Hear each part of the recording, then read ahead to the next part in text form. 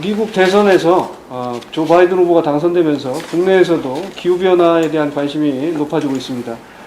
그 수출이 주력인 한국에서 기후변화 이슈가 사실은 뭐 상반되는 이슈는 아니고요. 상당히 중요한 의미를 갖고 있습니다. 해서 그 기후변화 관련돼서 반기문 국가기후환경회 위원장님과 조명래 환경부 장관님을 모시고 좌담회를 개최하게 됐습니다. 이 좌담회에 응해주셔서 위원장님과 장관님께 진심으로 감사드립니다. 그러면 좌담회를 시작하도록 하겠습니다. 위원장님, 장관님 감사합니다. 네, 고맙습니다. 예, 제가 앞서 그 말씀을 드렸습니다만 미국 대선에서 조 바이든 후보가 승리했습니다. 그래서 아마 미국이 앞으로 정책에서 가장 많은 변화는 환경 분야에서 이루어질 것 같습니다. 바이든 당선인은 그 이번에 그 취임하면서 바로 이제 파리 협정 재가입하겠다고 공언했고요. 2050년까지는 온실가스 배출량을 0으로 하는 이런 공약들을 내놓고 있습니다. 이러한 미국의 환경 정책 변화가 국내에도 적잖은 영향을 미칠 것 같은데요. 장관님 어떻게 보십니까? 조 바이든의 출범이 우리나라로 하여금 특히 환경 분야에서는 흔히들 우리나라를 그 기후 악당 국가라고 이제 불렀습니다만 이제는 우리가 이제 그 자조적인 그런 표현을 스스로 이제 버려야 될 것 같고요.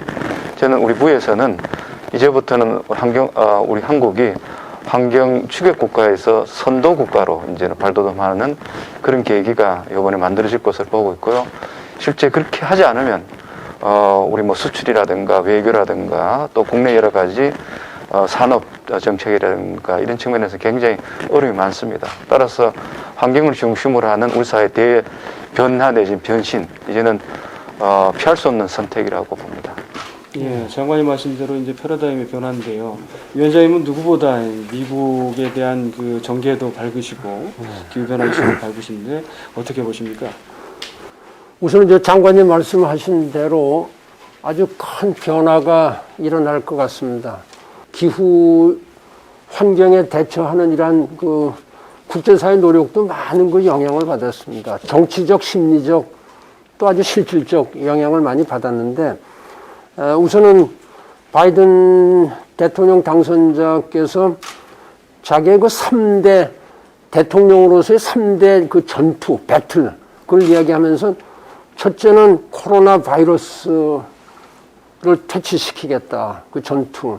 두 번째는 그 번영, 그 프로스페리티, 이런 걸 위한 그 전투를 하겠다. 세 번째, 이제 그 클라이밋, 그 기후 전투. 그러니까 그 battle to save the climate 그랬어요. battle to save the climate.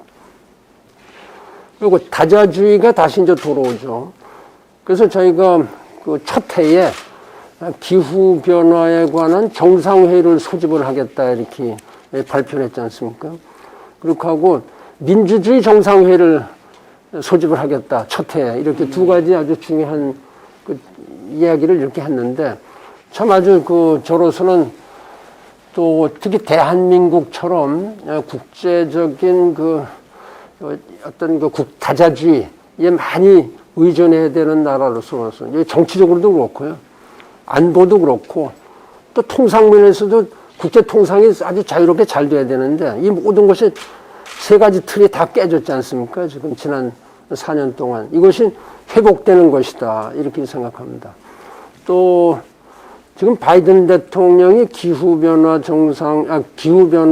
대한 그 각오가 대단하다. 이건 왜냐하면 존 케리를 NSC 멤버로다 올리겠다 이렇게 했는데 미국 역사상 그 국가안보회의에 그 기후변화 특사를 갖다가 포함시키는 건 처음입니다. 그렇죠. 그러니까 우리가 안보로 다 보는 겁니다. 안보로 보는 거죠. 평화 안보로 보는 겁니다. 네, 위원장님 말씀 맞다나 이제 좀 인사이트를 주시네요. 그러니까 조 바이든 정부가 사실 기후변화 이슈를 거의 안보 수준으로 끌어올리는. 그렇죠. 그렇습니다. 그러면 장관님, 그 조 바이든 정부에서 이렇게 되면 이제 트럼프 정부와는 달리 국제 협력을 강화할 거 아니겠습니까? 당연히 이제 EU의 어떤 그린들이라든가 디테일하게는 탄소 국경세 문제까지도 되는데 이렇게 되면 수출주도 국가인 우리 입장에서는 난감할 수도 있고요. 어떻게 풀어가야 되는지요? 예, 그 문제는 당장은 아마 교육 이슈로도 뭐 등장할 가능성이 있는데요.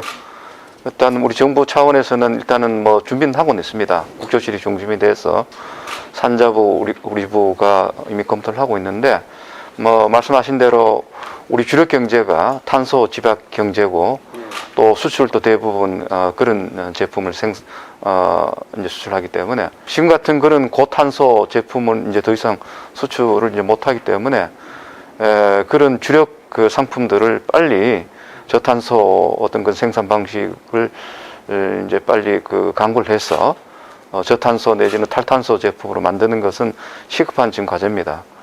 아마 그거는 어떤 면에서 보면 또 시간이 좀 걸릴 수는 있습니다만 그 과도기적으로 이제 이런 것들을 어떻게 준비하고 그 다음에 다른 나라와 이 교육 협상을 어떻게 할 것인가라는 것은 정부의 지금 발등에 떨어진 불이라고 이제 보면 될 것 같고요. 다행스럽게도 미국은 아직까지 그 탄소 국경 조정세가 명확한 모습은 보지는 않습니다. 유럽 같은 경우에는 여러 가지 이제 세부 어떤 조건들이라든가 방식들이 이렇게 뭐 방침들이 나와 있는데 다행스럽게 우리나라는 지금 배출권 거래제를 지금 하고 있습니다. 그렇게 해서 탄소 배출을 하는 업종이나 그 다음에 사업체에 대해서는 그만큼 부담을 지금 가하는 것인데 유럽에서는 우리나라의 배출권 거래제를 아마 인정을 할 것 같으면 우리가 유럽의 이 탄소 국경 조정세에 적응은 조금 더 쉽게 될 수 있습니다만 그것으로서 모든 걸 피해갈 수는 없습니다. 그래서 전면적으로 탄소 중립화를 위한 여러 가지 산업 구조 대전환이 아마 필요하다고 보고 있습니다. 네, 감사합니다. 장관님, 지금 당장 이제 올해 연말까지 유엔에 장기 저탄소 발전 전략을 제출해야 되지 않습니까? 정부에서 논의 중인 걸로 알고 있는데요. 그리고 대통령께서도 시정연설에서 2050년까지 넷제로를 선언하셨고, 이런 어떤 추세인데, 지금 정부 차원에서 진행 중인 그 발전 전략을 좀 소개해 주시고 어떻게 이제 되는지 그런 부분에 대해서 장관님 말씀 좀 부탁드리겠습니다. LEDS 장기 저탄소 발전 전략이라고 명명을 하는데요. 그거는 연말 안으로 이제 유엔에 제출하도록 되어 있습니다. 되게 초안은 저희들이 마련해 놨습니다. 작년까지 저희들이 이제 포럼을 구성해 가지고 어느 만큼 줄일 수 있느냐라는 것에 대해서 참여자들이 여러 가지 이제 그 제안들을 받아서 시나리오를 우리가 만들었습니다. 지금 탄소 중립화 이 길은 반드시 가야 할 길이다. 근데 남이 다 지금 뛰어가는데 우리는 지금 걸어갈 수는 없지 않느냐. 따라서 우리도 뛰어갈 준비를 해야 되고 그 길이 미국인들, 유럽인들 쉽겠느냐. 다 어려운 길이다. 그래서 어렵다 해서 포기할 것이 아니라 어려울수록 우리가 오히려 더 확신을 가지고 의지를 가지고 해야 된다. 그리고 내년 정도는 아마 범국민적으로 넷제로를 하기 위한 국민 참여 방식의 시나리오 작성이라든가 로드맵을 만들어가는 이런 일을 할 겁니다. 다시 말씀드려서 이 넷제로라는 것은 뭐 대통령이나 혹은 뭐 정부만 할 수 있는 건 아닙니다. 국민들이 나서서 밑에서부터 생활의 변화를 통해서 탄소를 줄여가고 중립해가는 이런 것들이 결국은 탄소 중립을 이룩하는 것이기 때문에 저는 뭐 정부보다는 오히려 국민적인 어떤 삶의 어떤 실천의 어떤 그런 것이 중요하다 보기 때문에 아마 내년 1년 내지는 뭐 2년 정도는 뭐 범국민적인 그런 일들을 저희들을 할 준비를 하고 있습니다. 예, 장관님 말씀 잘 들었습니다. 위원장님, 뭐 장관님 말씀해 주셨습니다만 대통령님과 장관님이나 어떤 우리도 기후 변화에 대한 의지 이런 것들이 강하고 위기의식도 강합니다. 근데 사실 현실적으로 보면 국내에서 일반인들이라든가 저만 해도 그렇습니다만 국민들이 기후 어떤 변화에 대한 위기감이 그렇게 좀 미뤄둬야 될 과제인 것처럼 여기고 뭐 그런 측면들이 많습니다. 그러니까 위원장님께서는 뭐 전 세계 전반적인 상황들을 뭐 관통하고 계시니까 한국의 어떤 기후 변화에 대한 의기식이 부족하다는 어떤 이런 지적들 그리고 세계와 견줘봤을 때 어떻게 보이시는지 말씀 좀 부탁드립니다. 독일에 아주 유명한 그 연구기관이 있어요. 저먼 워치라고.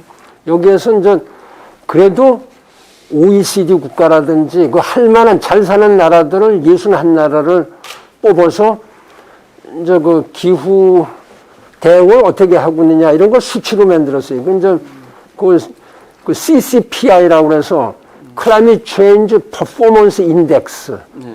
그 인덱스 지수로 만들었는데 이게 우리는 정책 이런 면에서 중간은 갑니다. 기후 정책, 정책은 잘 만들죠.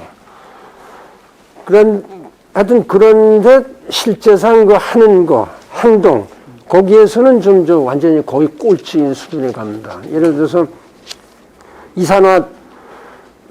이산화탄소 배출량이 세계에서 7번째로 많으니까 나쁜 의미로 G7이죠. G7 나쁜 의미로. 그건 참 아주 안 좋은 얘기고 온실가스 배출량이 그래서 61에서 59번째입니다. 59번째. 에너지 소비량은 61번째고요. 에너지의 개인당 소비라든가 전체적인 소비가 세계에서 제일 많은 겁니다. 그래도 살만한 나라들 이렇게 그러니까 이거를 고쳐야 되는데 제가 이 문제가 되는 건 보니까 국민들한테 내재화가 안 돼 있어요. 내재화가. 정부의 관리들도 내재화가 안 돼 있고 영어에 never too late라는 게 있습니다. never too late. 그러니까 아무리 늦어도 절대 늦지는 않는다 이런 얘기죠. never too late. 지금 사실은 우리가 선도 대열에 들어섰다고 볼 수가 있는 거죠. 사실. 그런데 말이 중요한 게 아니라 행동이 중요하다. 네, 위원장님 내재화가 안 되는 우리들의 이제 의기의식 그리고 never too late 너무 늦지 않았네요. 근데 현실적으로 이제 장관님 우리나라가 사실은 온실가스 배출량 부분에서 이제 석탄 발전이 차지하는 비중이 엄청나지 않습니까? 그리고 이 현실적으로 석탄 발전 그 전환 이 부분이 절실한데 어떻게 이제 줄여나가실 건지에 대한 보관들을 말씀해 주십시오. 사실 석탄 발전을 중단하기 위해서는 석탄 발전 자체를 그냥 물리적으로 중단하기보다는 대체 에너지를 우리가 어느 만큼 찾아주느냐가 이제 관건입니다. 그 대체 에너지라는 게 결국 재생 가능 에너지인데 현재 재생 가능 에너지는 여전히 우리나라가 OECD 국가 중에서는 가장 그 사용 빈도가 비중이 적습니다. 그래서 앞으로는 이제 탄소 배출을 제로하게 된다면 사회 모든 분야의 에너지의 기본이 전기입니다. 그래서 전 사회가 이제 이른바 전기화가 되기 때문에 지금보다 훨씬 더 많은 이제 전력에 대한 수요가 발생하게 되는데 우리가 지금까지 분석한 바에 하면 2050년 탄소 중립화를 할 때 소요되는 전기의 수요가 발전량 기준으로 본다면 현재 2배 이상으로 보고 있습니다. 그걸 대부분 다 우리가 재생가능 에너지로 이제 채워야 됩니다. 근데 재생가능 에너지가 그만큼의 포션을 차지하기 위해서는 현실적으로 풀어야 할 숙제들이 정말 적잖게 많습니다. 일단은 현재 지금 에너지 가격 구조를 보게 된다면 여전히 환경 비용이 내재가 안 돼 있죠. 따라서 환경 비용을 내재하게 된다면 환경 비용을 많이 부담하는 에너지는 자연스럽게 퇴출이 될 수밖에 없어요. 그게 대표적인 것이 바로 석탄입니다. 근데 아직도 그런 메커니즘이 제도화 안 돼 있고요. 그 다음에 재생가능 에너지는 여전히 에너지 생산의 효율성이라든가 이런 측면에서 보면 여전히 아주 문제가 많죠. 그래서 이 기술 발전, 기술 개량 이런 것들이 상당히 필요하고요. 그 다음에 재생가능 에너지를 쓸 수 있는 이 변동성이 또 크지 않습니까? 밤낮이 바뀌고 그 다음에 계절에 따라서 이제 변동성이 크기 때문에 이를테면 스토리지 이제 전력 스토리지라든가 그 다음에 개통망이라든가 이런 것들의 구축도 함께 따라가야 될 수 있고요. 근데 앞으로는 결국 우리나라의 지금 한전 중심의 주황 집중식 그런 그 전력 공급 구조를 정말 분산형으로 바꿔야 됩니다. 분산형으로 바꾼다는 이야기는 우리 개인이 우리 모든 건물을 갖고 있는 주인이 이제 전력의 생산자가 되는 거예요. 자가 생산이 되고 자가 소비가 되는 거예요. 그러면 그 남는 것을 우리가 개통을 통해 가지고 이제 팔 수도 있고, 그래 되면 이제 그 제레미 레프킨이 말하는 정말 글로벌 뉴딜의 핵심이 바로 이제 그 부분이라고 하기 때문에 그 정도까지 가야 됩니다. 그러면 누가 쓰지 마라 그래야 또 자연스럽게 재생가능 에너지를 이제 쓰기 때문에 이런 여러 가지 이제 그 조건들을 내년에 우리가 시나리오를 만들 때 이제 잘 이제 그 조합을 할 겁니다. 네, 정말. 위원장님 아까 자동차 협회 말씀하셨습니다만 자동차 산업 자체의 어떤 그 사실은 전기차, 수소차가 현대차는 정의선 부회장 중심으로 쭉 나가고 있고요. 그런 부분이 있지만 현실적으로는 또 사실은 아까 말씀하신 한국은 아직 그 기후 변화에 있어서는 기후 악당이라고 불릴 정도로 사실상 좀 문제가 좀 있지 않습니까? 그런데 아까 말씀하셨던 현대차의 어떤 수소차, 전기차 전환처럼 인식들은 산업계도 많이 긍정적으로 변해가는 측면이 있고 그런 기후위기에 대한 관심들이 커지는 상황이기도 합니다. 그래서 그 해외 어떤 기후변화에 대한 대책들에서 선진국들의 사례들을 많이 접하셨을 테니까 그 나라들의 어떤 그것과 견조, 우리의 어떤 현실적인 한계와 또 우리의 잠재력 그런 것들은 어떤 게 있을지를 좀 부탁드립니다. 사실은 우리는 세계에서 많이들 찬사를 많이 받고 어떻게 보면 위기에 강한 민족으로 알려져 있습니다. 얼마나 어려웠습니까? 우리가 전쟁도 거치고 뭐 식민지도 거치고 전쟁도 거치고 뭐 남북 아직이 분단이고 그런데 그러한 그 안보 위기 뭐 이런 상황 하에서도 우리가 경제 10대 대국으로 올랐었지 않습니까? 짧은 저기 그런 나라가 지금 현재 하나뿐이 없어요. 한국. 보통은 한국 같은 어떤 이런 좋은 어떤 선례를 남긴 나라가 많이 있을 거다 이렇게 생각을 하는데 원조를 받았던 나라가 남한테 원조를 주는 나라로 된 거는 우리 대한민국이 하나입니다. 지금. 그걸 잘 또 우리 국민들이 잘 몰라요. 그 자랑스러운 일이죠. 물론 이렇게 아주 참 할 만큼 하는 건 아니지만 하여튼 그래도 저희가 됐죠. 지금 앞으로 5년 사이에 전기차를 113만 대를 만들고 수소차를 20만 대 보급한다고 그러는데 참 이건 참 자랑스러운 일이고 격려해야 되고 또 그런 면에서 지난 11월 달에 10월 달이죠. 전도 사실 낯설었는데 정세균 총리가 수소경제위원회를 소집을 했더라고요. 보니까 처음으로.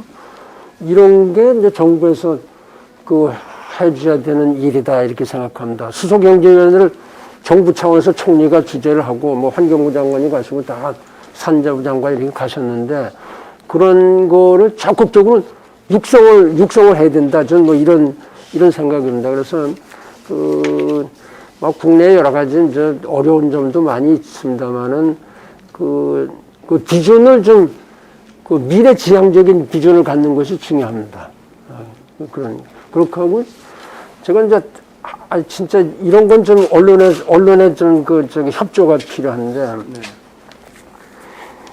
내재화와 관련해서 제가 아주 유감이 참 많아요. 전직 유엔 사무총장으로서.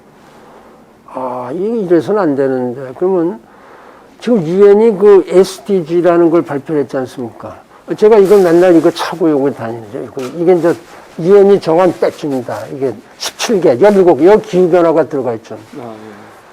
17개 목표를, 그러니까 우리 그렇게 생각하면 될 겁니다. 그 전에 우리 3공화국, 4공화국 이럴 때에 경제사회개발 5개년 계획, 이렇게 해서 계속 밀어붙였지 않습니까? 유엔은 15년 개발 계획을 만든 겁니다. 2000년부터. 그 3000년 개발 계획, MDG. 근데 그게 안 되니까 제가 있을 때 SDG를 만든 겁니다. SDG를 대한민국의 유식자나 국민들이 얼마나 알고 있느냐. 국민들이 기후변화가 중요한 건 알아요. 근데 기후변화가 SDG의 일환이라는 건 또 모릅니다. 그렇죠. 이거하고 따르고. 정부의 고위 관리부터 시작해서 SDG가 얼마나 중요하냐, 이건 모르죠. 그러니까, 이런 교육을 좀 시켜야 되겠다. 제가 그래서 이제 국가기후환경위원회 하면서 제일 느끼는 게, 이 국민들의 교육이 안 됐구나. 그래서 제가 이제 교육부 부총리도 쫓아가고요. 전국의 교육감들을 전부 다 만나기 시작한 겁니다. 교육부 가니까 교육부에 또 여러 가지 차제가 복잡해서 그런지 움직이질 않죠. 제가 아주 제대로 페이퍼를 써서 부총리한테 정중하게 적었죠.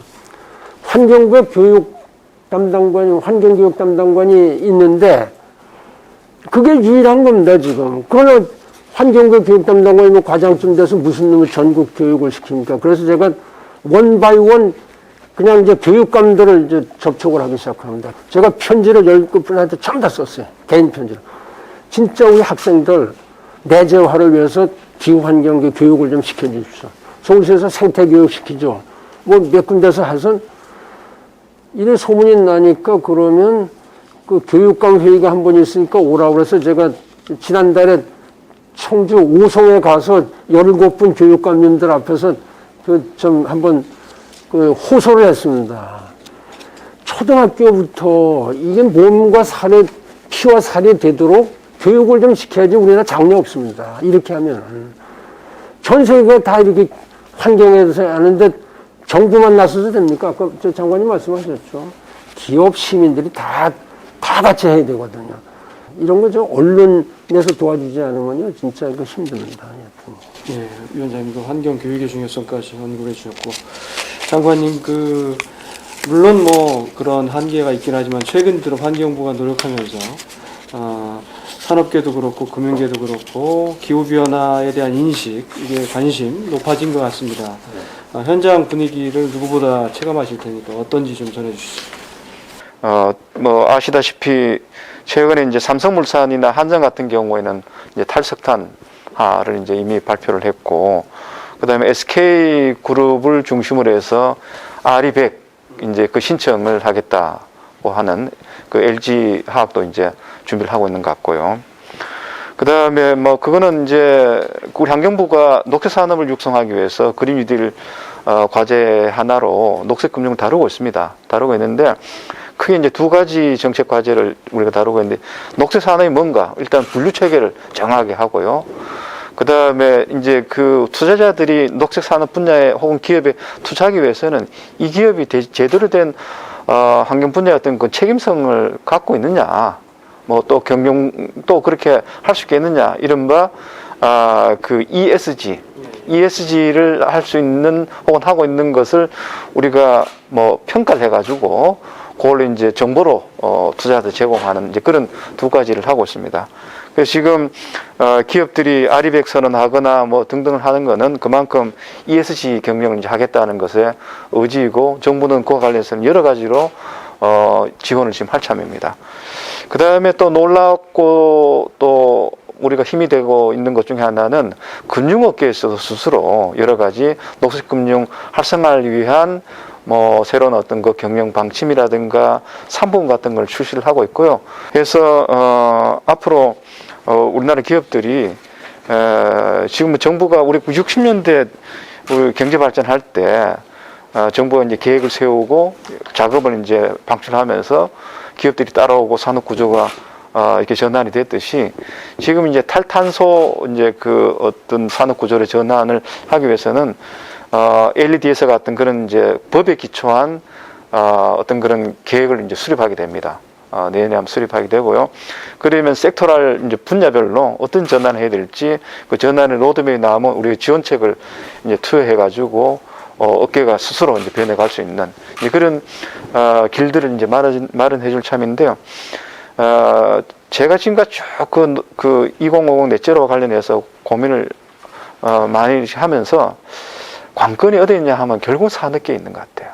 작년부터 우리가 그린 뉴딜을 준비하면서 그 한 축으로 그 녹색 금융을 이야기를 했고, 그 중에 이제 특히 뉴딜이라는 게 이제 정부 재정으로 주로 그 사업을 합니다만, 이게 그린 뉴딜은 전통적인 자본주의 어떤 경기 사이클 변동에 따라서 나타나는 위기 극복을 위한 이 뉴딜이 아니라 이거는 기후 위기를 극복하는 뉴딜이기 때문에 정부의 어떤 재정도 중요하지만은 우리 범국민적인 어떤 그런 재원 동원을 통해서 이게 전환을 할 수 있는 여러 가지 투자를 하거나 뭐 실천을 해 가야 되지, 그렇지 않고는 불가능하죠. 그래서 이 그린 뉴딜 펀드를 우리가 처음부터 제안을 했고, 그걸 관장할 수 있는 금융 통합 기구, 이를테면 녹색 은행 같은 것의 신설도 제안을 했었는데, 마침 다행스럽게도 지금 국회에서는 관련된 법이 지금 발의가 되어 있습니다. 그래서 이게 이제 녹색 산업의 녹색화는 이제 금융의 녹색화를 통해서 견인하고 이끌어내야 하는 이제 그런 것이라고 저희들은 보고 있어서 이 분야에도 집중적으로 지금 여러 가지 정책을 집중을 시키고 있습니다. 예, 위원장님하고 장관님께서 워낙 인사이트 깊은 말씀을 해주셔가지고 그 예정된 그 자담회 시간을 훌쩍 넘기고 있습니다. 그래서 그 실무진들이 지금 안타까워하니까 일단 마지막 그 질문에 답변해 주시면서요, 국민들에게 그 기후 변화의 어떤 그 위기가 갖는 현실적인 문제점들에 대한 메시지를 같이 첨부해서 답변을 해주시면 될 것 같습니다. 위원장님부터 마지막 질문이고 마지막 메시지를 같이 해주시면 될 것 같습니다. 국가기후 환경에서 그 지난달 23일에 중장기 국민정책 제안을 발표를 했습니다.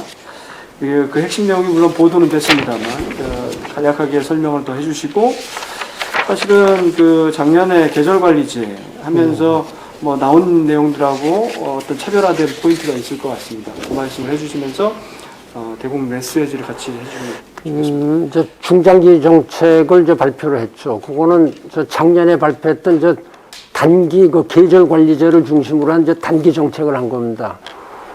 미세먼지가 너무 심각하기 때문에 국민들이 숨을 쉴 수 없다, 이런 그 불평도 많으니까 이 국가기후 환경위에서 우선 단기 처방으로 다 했는데, 그거는 국민정책, 그러니까 중장기하고 비교를 한다면은 제가 그랬습니다. 이게 뭐 중병 걸린 환자 같다. 그러니까 우선 응급 조치를 해야 되겠다. 이것이 단기 정책입니다. 그 단기 정책 성공했다고 보는 겁니다. 왜냐하면 미세먼지 저기로 한 27% 감축을 했는데, 이것이 뭐 코로나 현상하고도 좀 겹치고, 뭐 중국도 코로나 현상에 많이 영향을 받고, 그러니까 산업계의 그 여러 가지 활동도 좀 축소가 되고 그런 면도 있지만은, 우리가 정책을 잘한 거가 상당히 영향이 있다. 뭐 그렇게 말씀을 드리고요. 그러면 중병 환자가 일반 병실로 다 나온 겁니다, 지금 우리가. 그게 중장기 정책이죠. 앞으로 중장기 정책인데, 이 결과적으로 지속 가능 발전이라든지 녹색 성장, 2050 탄소 이 중립, 이런 걸 갖다 다 포괄해서 할 수 있는 그 비전, 전략, 이런 거 얘기하고, 제일 문제가 만드는 수송 분야라든지 발전 분야라든지 말이에요. 이런 그 분야, 그 가버넌스 분야, 이런 거를 우리가 종합적으로 제출한 겁니다. 그러니까 제가 전부 다 이렇게 다 말씀을 드리기는 워낙 시간이 길기 때문에 한데, 하여튼 좀 재정비가 필요하다, 저는 이렇게 생각을 합니다. 그렇지 않으면요, 이게 1.5도, 섭씨 1.5도 달성하기가 좀 어려워질 거다. 제 마지막으로 그 말씀을 드리고요. 너무 말씀이 길어서 죄송합니다. 네, 장관님. 위원장님께서 말씀하신 그런 부분들은 이제 또 정부 전체적으로 풀어야 할 과제이기도 하고요. 일단 2050 탄소중립위원회 얘기도 나오고 있고, 어쨌든 그 넷째로 나오고 나서 아까도 좀 일부 말씀해 주셨습니다만, 내년부터 본격화된 이제 탄소중립을 위한 이행, 이 부분들에 대한 계획을 보다 상세하게 말씀을 좀 해주시면서, 지금 아까 제가 처음에 모두에 말씀드렸던 어떤 기후변화에 대한 대국민 메시지라고 할까요? 이제 어떤 심각성, 이런 부분들에 대한 메시지 말씀하실 때는 좀 카메라를 정면으로 한번 봐주시면서 국민 메시지를 하나 주시면 좋겠습니다. 네. 일단 내년에는 시나리오, 이제 아까 말씀드렸던 한 복수 시나리오를 만들고, 그 시나리오를 실행하기 위해서 뭐 산업이라든가, 그 다음에 뭐 기술이라든가, 그 다음에 농업 생태, 그 다음에 전기차, 모든 분야에 그 이행할 수 있는 로드맵을 이제 만듭니다. 만들게 되면 그 로드맵을 이행하기 위한 관계법이 한 여러 가지 전략들이 있습니다. 뭐 전기본이, 애기본, 이런 것들이 다 연동이 이제 되는 그런 이제 시스템을 이제 구축을 하게 될 겁니다. 그리고 그 모든 것에 뭐 정보라든가 분석이라든가, 이런 그 어떤 그 정보 역할은 우리 환경부 산하에 있는 온실가스 종합정보센터가 있습니다. 그 기구를 확대해서 아마 그 브레인 어떤 그런 조직으로 활용을 할 것 같고요. 그러면 여러 가지 이제 그 추진할 수 있는 조건들을 우리가 세팅이 되기 때문에 내년부터는 아마 본격적으로 이행과 관련된 일들을 할 것 같습니다. 우리 정부는 이번 2050 넷제로를 선언하면서 슬로건을 더 늦기 전 2050이라고 제시하고 있습니다. 더 늦기 전 2050. 기후변화와 관련해서는 더 늦기 전에 우리가 뭔가를 해야 되고요. 특히 2050 넷제로는 더 늦기 전에 해야 된다는 그런 뜻에서 더 늦기 전 2050이라는 것을 현재 지금 정부가 슬로건으로 제시하고 있고요. 이 이야기는 그 2050 넷제로라는 것이 뭐 정부만 할 수 있는 것은 아니고요. 범국민적인 어떤 그런 참여와 어떤 실천을 통해서 해야 되기 때문에 이게 30년간의 한국 사회의 대개조, 대변혁 이런 것을 하기 위한 일종의 그 슬로건이고 또 하나 다짐이라고 볼 수 있기 때문에 이 부분에 대해서는 정부가 국민들이 충분하게 이해를 할 수 있도록 하기 위한 홍보라든가 교육이라든가 이런 것을 가일층 이제 강화시키고요. 그와 더불어 여러 가지 실천 조직을 만들어서 정말 2050 넷제로가 될 수 있는 것을 실천을 범국민적으로 할 수 있도록 하겠습니다. 이 부분에 대해서는 우리 국민들이 이해와 동참이 아주 중요하기 때문에 각별하게 부탁을 드립니다. 네, 감사합니다. 위원장님, 장관님 진심으로 감사드립니다. 귀한 시간 감사합니다. 감사합니다. 네, 이것으로 그 두 분 모시고 진행한 차단을 마치겠습니다. 네, 고맙습니다. 고맙습니다. 했습니다.